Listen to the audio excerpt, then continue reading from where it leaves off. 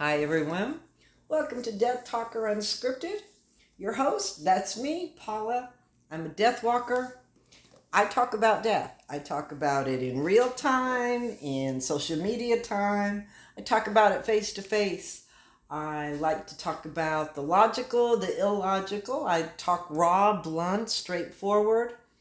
And for me, I try very hard not to get into the religious or the political aspect of the whole death thing because I don't believe death should be used as a religious tool, nor should it be used as some sort of political advantage one way or another. Unfortunately, we do have the system where I have to contend with both of them, so I tread gently but make no bones about it. I highly disagree with either of those options being in the mix when it comes to a decision on how one wants to die, on how one's end of life should be played out if they are not religious. And truthfully, autonomy comes into it, which I think the political aspect and the medical aspect, they think they own the body. I disagree with that immensely, but that's not the topic. That's just a little introduction, I guess, from where I'm coming from. The topic for this podcast is toppling the system. Death, autonomy, and the boomer surge. I cannot begin to tell you all about the amount of baby boomers in this country currently right now who are going to die. And it couldn't be at a more inopportune time because every system we have in place is either being uprooted, upended, breaking down, falling apart, or simply doesn't measure up to task. I'm sitting here and I'm looking at my computer and I am literally sitting on a website that is the baby boomer generation population death clock in real time. I kid you not. I sit here in front of this website and it's a clock that's ticking and ticking and ticking. And what I wanted to say basically was there are 85,358,000 baby boomers in this country right now. There are a little over 54 million and some odd that are currently alive. 30 million and a few others along the way are dead. This is a huge population. Did you hear those numbers that I was speaking about? This clock measures in real time every second when a baby boomer dies. Every second and every time that a baby boomer dies, it's two ways. It's either in hospice or it's through voluntary stoppage of eating and drinking. For a very, very lucky percentage of the baby boomers, you may have access to medical aid in dying or voluntary aid in dying. You may live in a country that already supports this on many avenues. Kudos, bravo, well done. I bow to your beautiful, beautiful outlook on how you perceive death. For those here in the United States, we have about 11 states that will allow you to at least apply for medical aid in dying. It's very restrictive and it's very, very, very hard to get into. And it does cost a lot of money. But nonetheless, it is an option for a very select amount of people. The one thing that I would like to kind of go ahead and also talk about is every 14.6 seconds, give or take, a baby boomer dies. And I'm watching this on the clock, and that's how come I know what it is that I'm saying. As of today, almost 5,700 baby boomers died just today. And again, think about that. That's hospice. That's all the employees that work for hospice. That's all the equipment. That's the medicines. That is hospitals that are taking up beds for these people. There's home hospice. There's respite care. There's the nursings. There are the medicines that come with it. And this is occurring every second. And we are a huge, huge wave. And the baby boomers is the largest population. I mean, and we are a surge, call it a wave, call it a tsunami, if you will. Never in the history of America have we had this many people in one particular time with so many ailments, with so many medical problems, who are dying at an increasingly rapid rate and more complicated deaths than ever before. And again, they're banking on a system that is going to sustain another 56 million of us. I mean, do you realize in the real world, baby boomers are not going to be extinct till somewhere between 2030 and 2040? Think about that for a little bit. I mean, in all courses of American history, that's how long a generation is going to live for. And about the average age for a baby boomer is somewhere between 76 and 81. Even still, that is an exorbitant amount of people who are going to exhaust a system that barely exists as it is. The baby boomers are such a large number that if we stood up and if we actually voiced what I hear in death talks, what I hear at death cafes, the emails that I get from people who are so tired of the same old antics. Baby boomers could redefine the death movement in this country. We should be the ones redefining it. We're the largest population coming through, and I cannot stress that enough. And we have the numbers, we have the voices to actually make a difference in defining death. We will be the leading forefront in how the next generation, which will be millennials, they'll be even larger than the baby boomers, if you can believe that. And what are you going to do with all those people? We're the guinea pigs right now. We're the ones that you should be listening to. We're the people that actually have gone through, and we are standing here with all these new cancers, with all these new pharmaceuticals we have ingested and digested our entire lives. We have put our hands in a medical system that when it comes to the end of life, there's only two choices? Really? And I understand. The purpose of the medical system is, and the general feeling of it is, to save lives no matter what. I never understood that sentence. You're saving people's lives no matter what. So are you saying you can beat death? That you can keep saving these lives over and over and over again, and they're somehow going to beat or cheat death? That makes no logical sense to me. It makes sense to me if you say that you want to save my life and you want to do medical treatments, pharmaceuticals, whatever the therapy is that will give me a quality of life, not a quantity, not some, random thing that may or may not work. But if that's what you're striving for, then by all means. But if you are trying to save our lives or save us from death, then is it no wonder that the system is absolutely failing on every level? Is it no wonder that there's no autonomy when someone dies?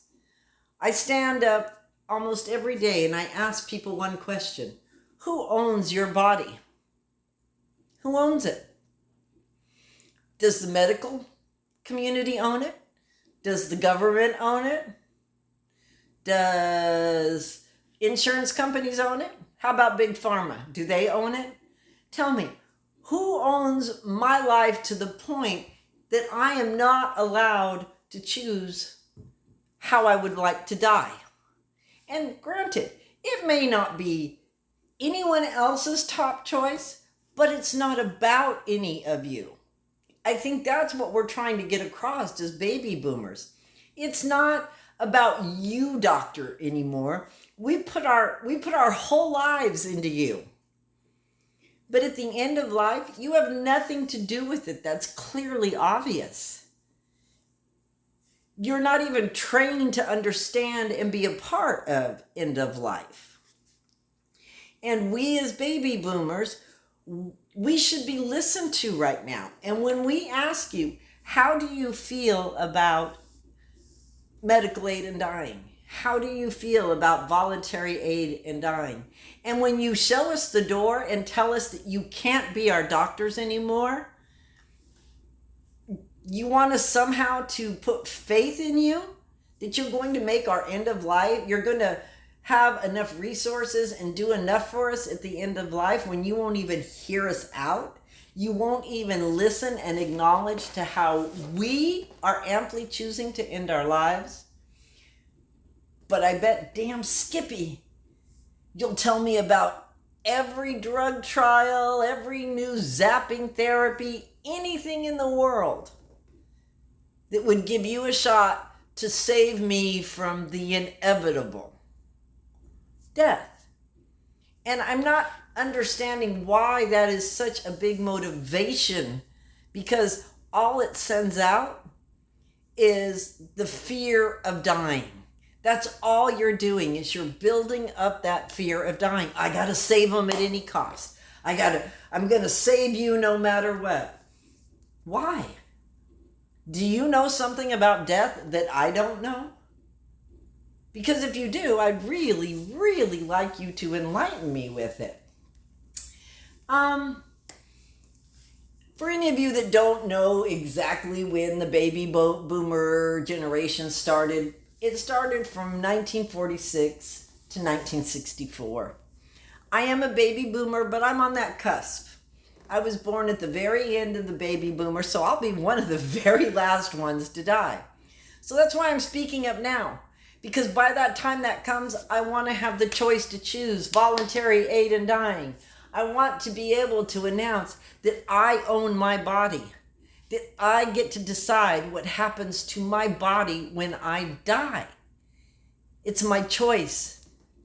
It's my right as a human being. It's my right as a cosmic, vibrational energy being to be able to discard the bioorganic suit that we call a body when it no longer is able to give me a quality sense of life or a habitable place for my soul, for my vibration, for my energies to reside. They should be free. And I should be the one, anyone who is dying should be the one to say, it's time. This is how I want it done. Redefining death. We have the votes.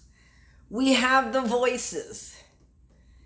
We outnumber Gen Z, Gen X. We outnumber you simply because we were the fat cats. We were the generation that lived large, had lots of babies, and did the thing. And for all the stuff that you blame us for all the stuff that baby boomers get labeled with of, oh, you screwed up this, and great, you left us nothing here, and what are we supposed to do with this mess? Well, hear me when I say this. Baby boomers, this is our chance. You want to leave a legacy for the next generations to come? You want to try to right some of the things that we clearly screwed up on?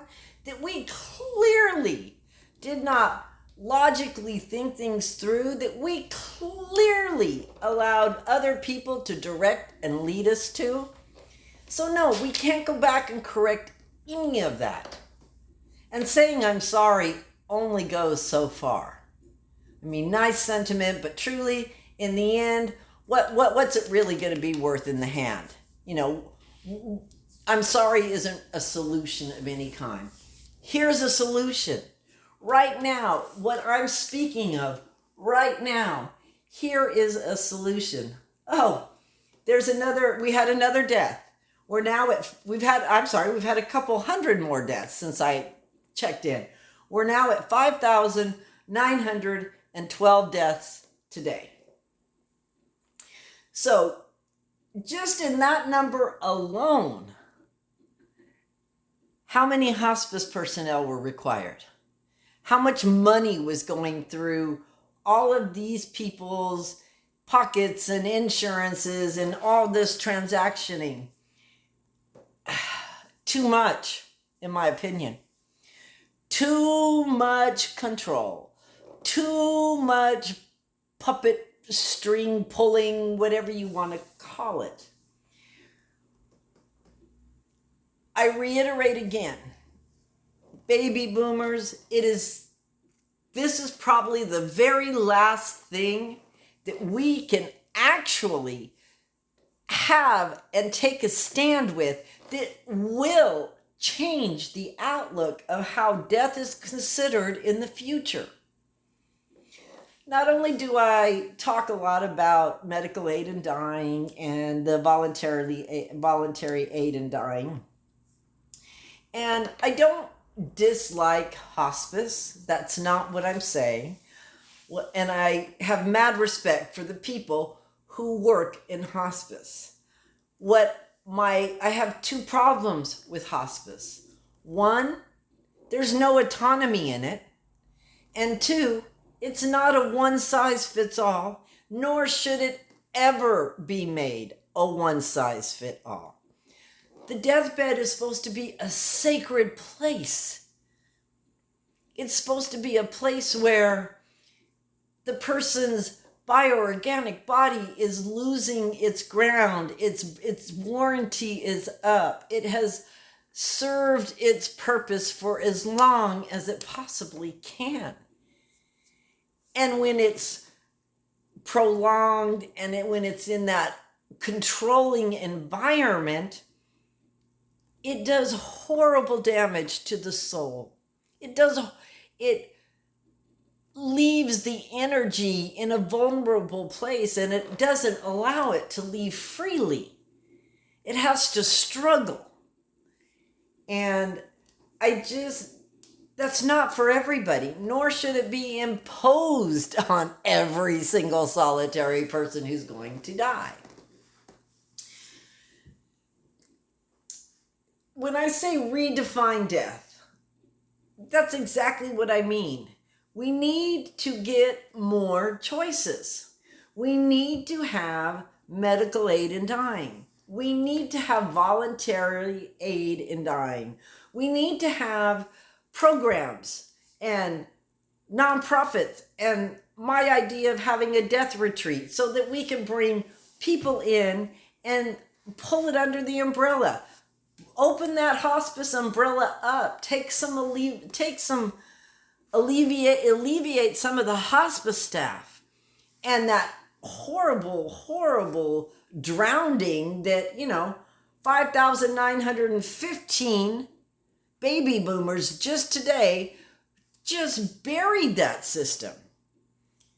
It's just draining it like it's a freaking vampire. And it's not necessary. We have the people. We have the medicines. We have the nurses. We have the caregivers that are standing by their people saying, it's a pact. This is what we want.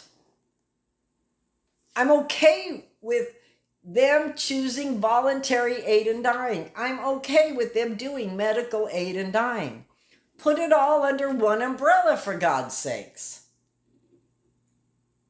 Now we have a ball game.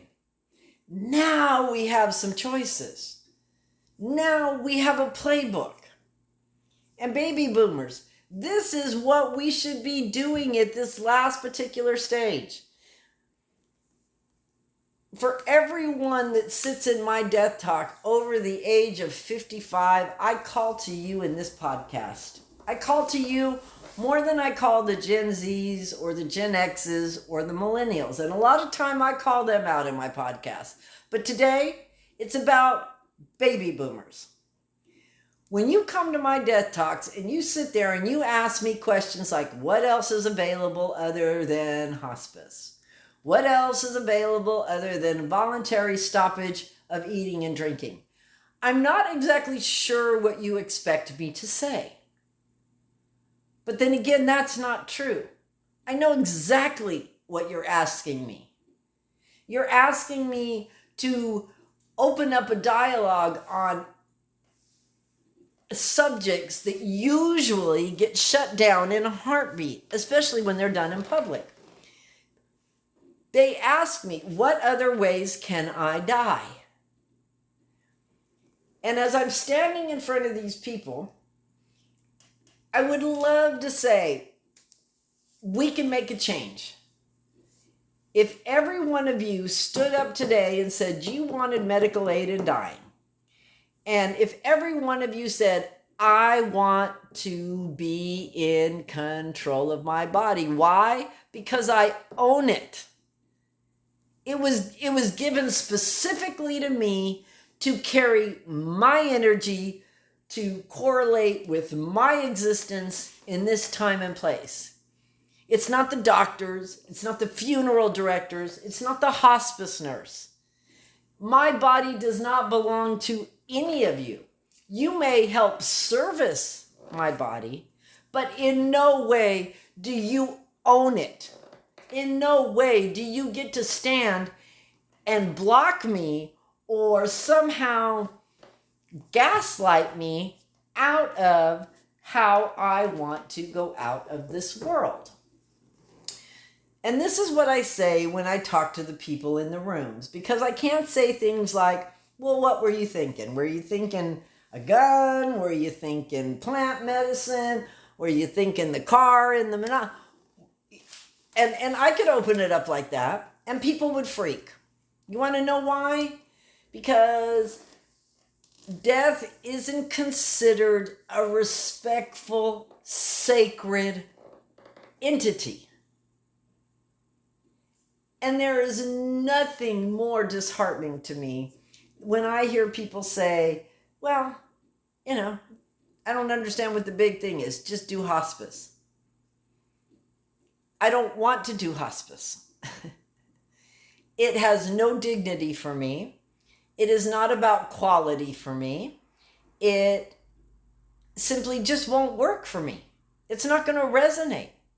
It's not going to make my energy be happy or high. I'm already dying. This body is already going to kick my energy's ass. It's going to kick my soul essence. Because the body will do everything and anything to fight shutting down, but it knows it's going to shut down and die. And everybody in my rooms, their bodies are already doing this. They're living this in real time. And when they are in that room, when you guys are in that room with me and you start talking about Oleander flowers and can I get belladonna, my first thing is, that's fabulous, but it's not as easy as you think. It's not like you can go to Home Depot and get your Oleander and put it in your backyard and eat a bunch of flowers. It doesn't work like that. And, the truth of the matter is, there is plant medicine that can be used in that manner. I often have the ability to be able to, as an herbalist, construct it and put it together. But that's not the advocation that I'm advocating for. as baby boomers, get up, start, we have to start somewhere. So let's start defining medical aid in dying, because that's what we have here in the United States, medical aid in dying. So let's define that is the next step that we would like to revolutionize the death movement here. We would like to see it in every state. We would like to see insurance. We pay an arm and a leg in insurance. And most of us, like myself, I only go see a doctor once a year. But let me tell you the amount of money that I put into the medical programs and the medical insurance just in case something happens. Okay, what if nothing happens? All that money that I put in, all that money that I paid to my medical insurance company, you just take that and pay for my medical aid in dying medicines. How about that? And you won't have to worry about the hospital so much, we don't have to fight about the home hospice anymore. A lot of family members who have their dying ones in their home, most of them will gladly do it, but there's still about 48% that don't even want them in their house. So let's provide, baby boomers, we're big numbers, we got it. So let's provide places where they could go for one last big hoorah before they die. Let's have a death retreat. Let's start talking to our politicians. Let's start talking to our neighbors. How about you comment on my podcast after this episode? How about you write your name and your email? And how about you tell me it's okay if you use my name when I send my letters to every freaking senator and House representative in Florida? How about we stand up and we be the change makers? We have from now until about 2040 to change how death is being done in this country. It's up to us, baby boomers. We are like Gen Z and Gen X, they're ripples. Baby boomers, we are the cannonballs. We have enough moxie. We have enough voices. We have enough sensibility and logic. And we have gone through the medical system because most of us were raised in that medical system. We have all the tools. We've had all the little pokes and prods and this and that. And when it comes to dying, you should be able to say when, where, and how you would like to be dead. There's no point in this particular juncture with 428,085 baby boomers still alive and walking around. I can't think of a single solitary reason why we shouldn't already have our voices so loud. We should be yelling at every possible level, from the medical community to the hospice community to the political people and the legal aspects who are going to make the rules and regulations for this.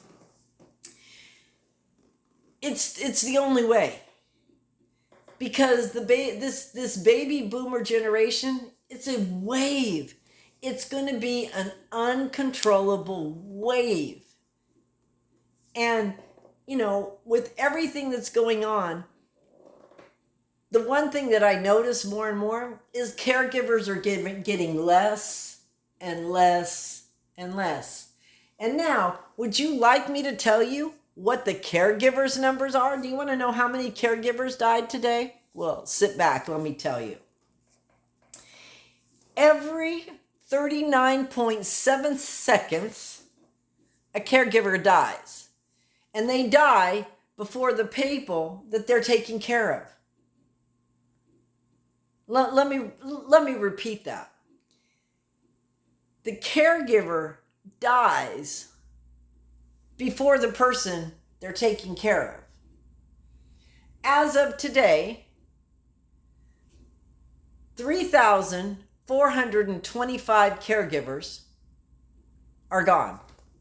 They're dead. So that family, not only are they going to lose the dying person, but they lost the person who was taking care of them prematurely. And now there's a vacancy. Who steps up to be a caregiver? I mean, think about it. Who's going to step in that spot where you might die before the person who is actually dying? Who's actually supposed to be dead? These are the numbers that we're looking at. And these are in seconds. They're not in days or weeks or months. This is in every second. Every 14.6 seconds, a baby boomer dies. And we will eat up. I think of Pac-Man, and I know I'm old school, and probably half of you out there aren't even going to know what Miss Pac-Man is. But I think of Miss Pac-Man just running through that chomp, chomp, chomp, chomp, chomp, chomp, chomp, chomp, chomp, chomp, chomp. That's the baby boomers chomping away at an already critical mass healthcare system. We are the 800-pound gorillas in the room that everybody ignores.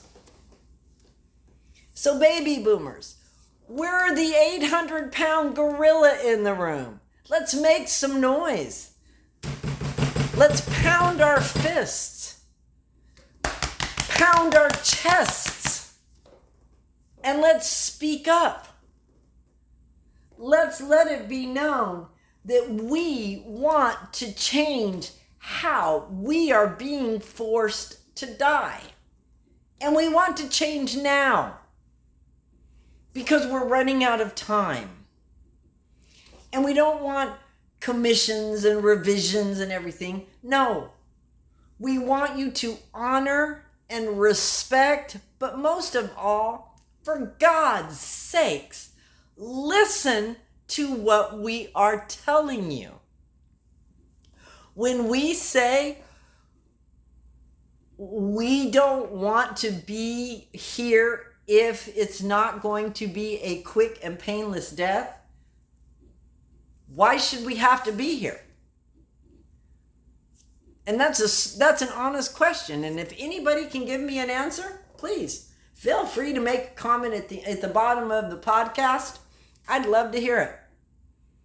I'd love to hear how you could fathom the fact that somehow a person who is at the end of their life cannot manage to make choices.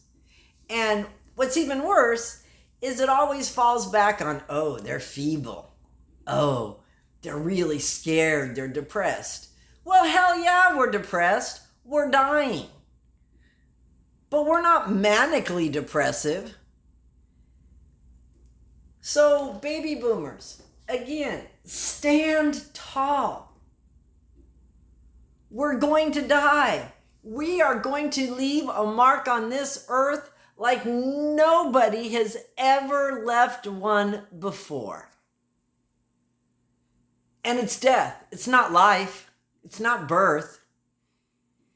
Baby boomers, we're going to be the shit when we die. There's going to be so many grand numbers of death that birth isn't even going to be looked at. It's going to be somewhere off in the back room, just like death used to be. Death needs to be in the forefront right now. By 2030, every baby boomer is going to be eligible or will be already on Social Security. There will be no more workers of the largest population working. We're going to be dying. That's what we're going to do. I mean, we were dying the whole time we were buying our cars and buying our houses and having our children and going on vacation and eating fine foods and going to festivals and smoking pot and drinking alcohol. We were dying. But now we are on the edge of the black hole. We are being sucked in. And it's dying time for us. It's happening right now in real time as I sit here and I look at this clock. 52, 53, 54, 55, 59, 60. 60 more people just rolled over. We have to make change. There's nothing left to do. And if we don't make the change, if we don't, as baby boomers, stand up and make noise, stand up, call your representatives, call your senators in whatever state you are. If you're in a state where they already have medical aid and dying, then I urge you to write your senators. I urge you to write your congressmen. Tell them that you want the residency thing lifted so people can come freely into there. I would like to say that it'll all be okay. But the bottom line is, it's probably not going to be okay.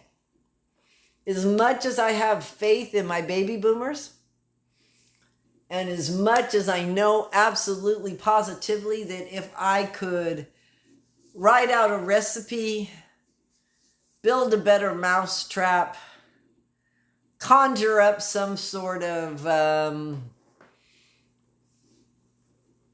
black bag, if you will, I'm a hero. I'm a hero with these people. Most of them ask me anyways, what you got for me? You're a death walker. Hey, Miss P, what do you think? You think you could help me build a recipe? And I'm all for that. I will give you the tools. You can build your own recipe. I will do that. But as a whole, for the other 54,428, for the 54,428,045 boomers who are still alive and kicking, or even as if you're walking into your hospice right now and settling in, there has to be more. We have to open up the umbrella under hospice. We have to bring in medical aid and dying. We have to bring in voluntary aid and dying. It can fall under the hospice umbrella. Let's take away that must be terminal stuff. Why? Why must they be terminal? If they're not having a quality of life, if they are in essence losing their bioorganic body, is just breaking down and cannot do the things that the spirit and the energy and the essence wants to do. Maybe climb a mountain, maybe go sip bobo tea. And the body just isn't able to do this. And the mind, or maybe the mind's gone. What good is it if the mind is gone and the body can't do what the person considers to be a quality life? So now all you have left is your spirit, your soul, or your spirit essence, and your energy, and they are being drowned in the breaking down of the body. It shouldn't be that way. It should be released the minute the body starts breaking down, immediately. So yes, please, please think about this so hard, baby boomers. Another 7 people died, and they were probably in hospice. Hopefully they were in home hospice. And hopefully they died a peaceful death. But I would say probably 80% of the people who go into hospice, they go in with resentment. They go in with sadness. They go in with frustration. But most of all, they're going someplace that they don't want to go. Did you ever ask your person how they wanted to die? Ask a baby boomer how they want to die. Not what it feels like when they're dead, because they'll tell you they don't care. But seriously, baby boomer to baby boomer, turn around. Next time you're out having, Bloody Marys on a, brunch, or you're walking down the beach, or maybe you're doing your Sunday run with your baby boomer. Maybe you're playing pickle or shuffleboard. Ask them, how do you want to die? Have you thought about it? I have, and go into it. I've thought about all the things that can come up, and I'm not digging really any of them. And I'd like to, before it all comes crashing down and the shit hits the fan, I'd like to make that decision to be out of here. Fair and square. I'd like to take away about 3/4 of the trauma that my dying is going to bring on to my family. I think that's fair. To me, to them. It's respectful for me. It's respectful for them. And I get to own my body. I get to own the decision of what my body gets to have at the end of its life. So, toppling the system, absolutely. This system, by the time that the baby boomers have become extinct, and we will become extinct, just like the dinosaurs, we're going to go away. And it's going to be an awful shame if the next generations are left with even a more broken system. Because we didn't stand up to the challenge. Because we didn't stand up and say, I own my body. I get to tell you when it's time. I get to tell you way before my terminal illness kicks in. If I'm feeling winky, if I'm feeling wacky, if I'm feeling like this thing is going to move faster than a freaking fire coming off of a mountaintop, I want my autonomy. I want to be able to look and say, I am going to medical aid in dying. I'm going to surpass all this stuff. I'm not mental. I'm not so sadly depressed. Nothing. I understand perfectly well that my body is breaking down way faster than it should. And second of all, I don't want my spirit, my essence, my energy, and my vibrations, all that. I don't want it ruined. I don't want it traumatized. And hospice does that. It contains it, and it holds it, and it controls it, and it binds it. Well, medical aid in dying doesn't do that. Voluntary aid in dying doesn't do that. So to all my baby boomers out there, if you really want swift, painless, simplicity, some money, yes, but I'm working on that. I'm working on a nonprofit, and and if I get enough people backing me, then that will be something that won't be such a big bad boogeyman. It will be some money, but it's not going to put anyone into debt. It's not going to have to make anyone sell their children or anything else. But this is where we are. This is it. This is the pivotal point here.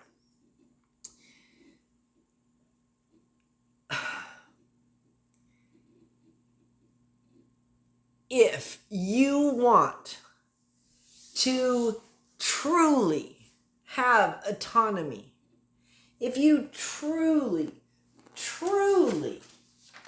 want to, what's the word I'm looking for? I can't think of it right now. But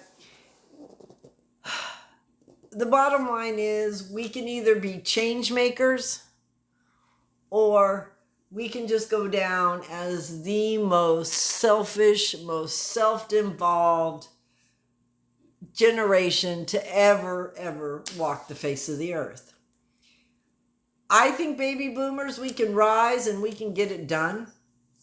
I think that we are all sharp enough and we have enough people in our lives that we could probably bombard every Florida senator and House representative and do this across the states. Do this across the country. Start writing those letters. You don't know what kind of letter to write? Find me. Find my email. Find my website. Just Deathwalker Paula. Type it in. My stuff will come up. Sorry, it's getting really late here. Oh, and I'm getting really passionate and involved in this. And sometimes I go overboard. But anyways, folks, that's all I got to say for this episode. Baby boomers, it's on us. If we really want the autonomy, if we really want to choose where we die, how we die, when we die, then we're running out of time. We need to step up. We need to regulate, we need to connect, and we need to start really being the 800-pound gorilla in the room. Thank you all for tuning in. Blessings always and forever. So much love. And remember, talk about death, please. One final number before we go. As of 1 a.m. in Florida, we are now at 7,645 baby boomers have died. And that was before midnight. The clock will reset, and maybe I'll start calling out the numbers every time I do a podcast. Anyways, peace out, my brothers, my sisters, my mamas and my papas and all that stuff. Let's meet up again in 2 weeks and see how it goes. Thanks, loves. Bye.